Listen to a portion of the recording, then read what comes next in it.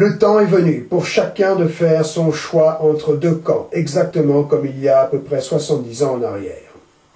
Mais cette fois, les masques des criminels internationaux qui organisent toutes les guerres et en financent les camps antagonistes doivent tomber, et eux avec. Et c'est à eux que l'humanité, ou ce qu'il en reste, doit livrer une guerre que ces monstres n'imaginaient pas possible. Et à tout ce qui fait leur matrice criminelle, à commencer par leurs odieuses marionnettes.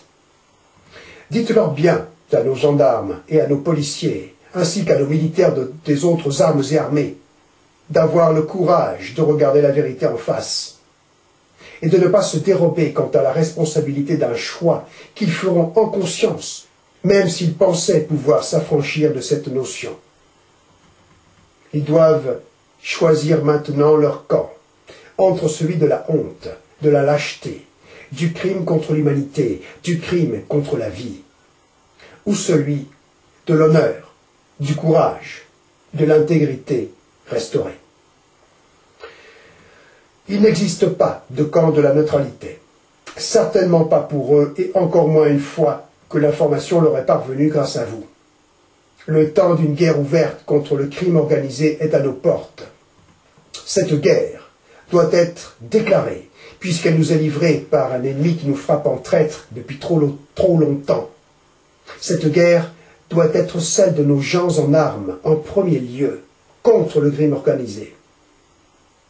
S'ils le comprennent, cela ne nous prendra qu'une journée au moment propice, à eux et à moi, de faire le ménage.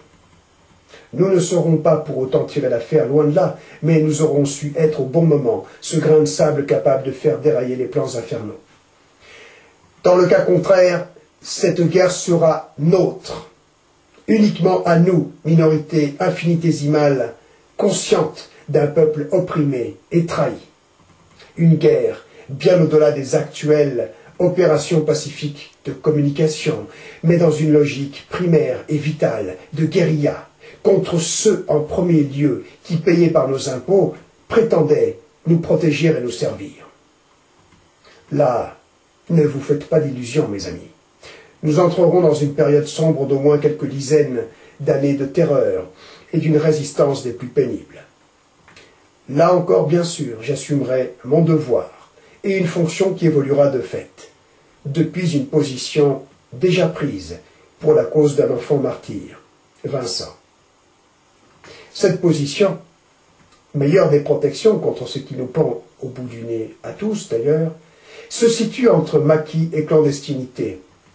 Une position où pourra me rejoindre tout résistant, ainsi que tout militaire, tout policier, qui aura fait le choix, malgré tout, de son devoir vis-à-vis de la vie.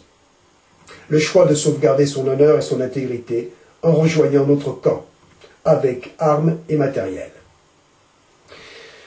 Pour l'heure, dites à nos policiers, gendarmes et autres militaires, je vous prie, qu'un espace libre pour les recenser les attend, en dehors de la pression de leur hiérarchie.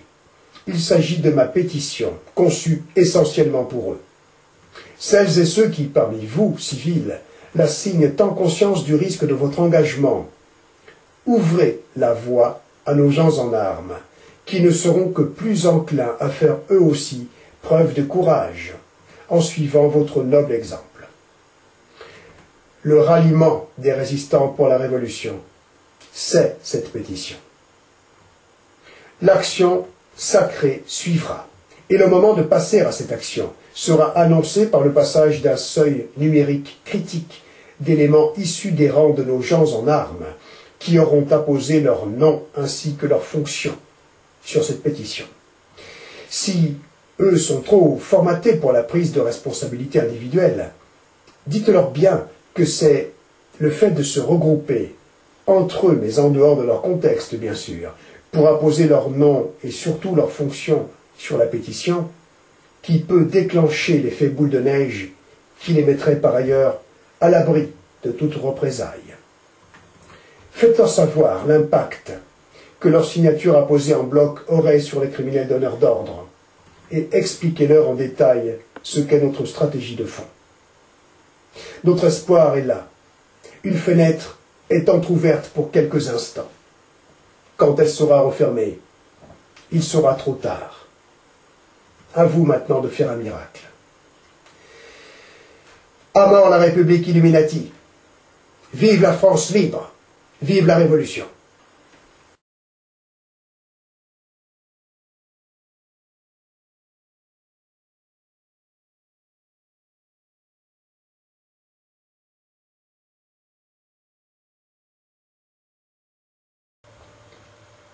À moins que vous n'ayez des compétences pointues en la matière qui vous permettent des incursions des milieux policiers, gendarmiques et militaires par le net, oubliez, je vous prie, cet outil qui nous façonne pour l'inaction.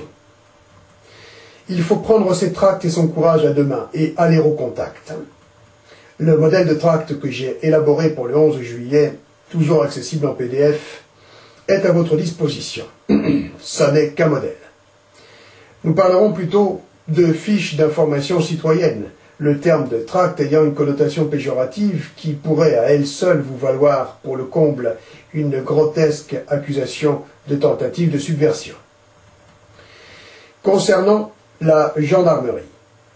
Tout d'abord, il convient de bien faire la distinction entre les éléments des brigades de gendarmerie départementale et ceux des escadrons de gendarmerie mobile.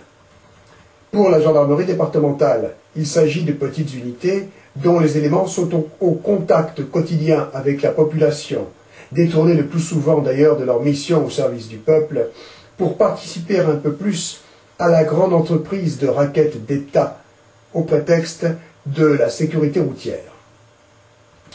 Vous avez des brigades de gendarmerie départementale dans toutes les communes ainsi que dans de nombreux villages.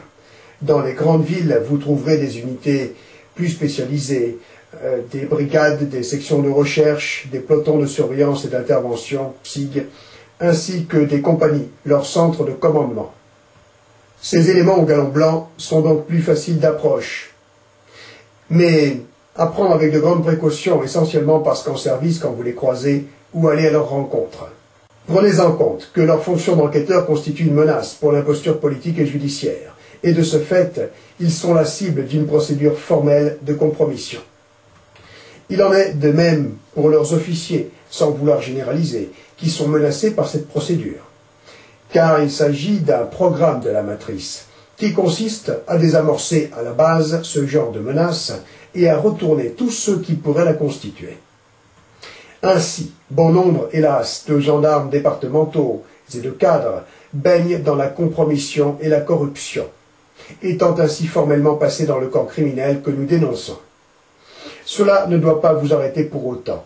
Tout au plus, devez-vous rester prudent.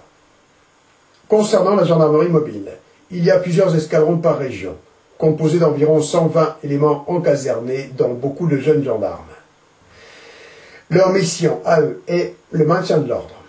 Ils constituent, à leur insu, le principal bras armé de l'imposture politique, destiné, je le crains, à ouvrir prochainement le feu sur le peuple souverain. Ils sont missionnés le plus souvent pour les manifestations et sont l'équivalent des éléments des compagnies républicaines de sécurité, les fameuses CRS de la police nationale. Ils sont reconnaissables, ces gendarmes mobiles, à leur galon jaune, et quand on les croise la plupart du temps, on les reconnaît à leur équipement anti-émeute et leur formation en unités constituées, portées par minibus. Ne perdez pas de vue que pour eux, nous sommes des émeutiers potentiels qu'ils ont ordre de réprimer.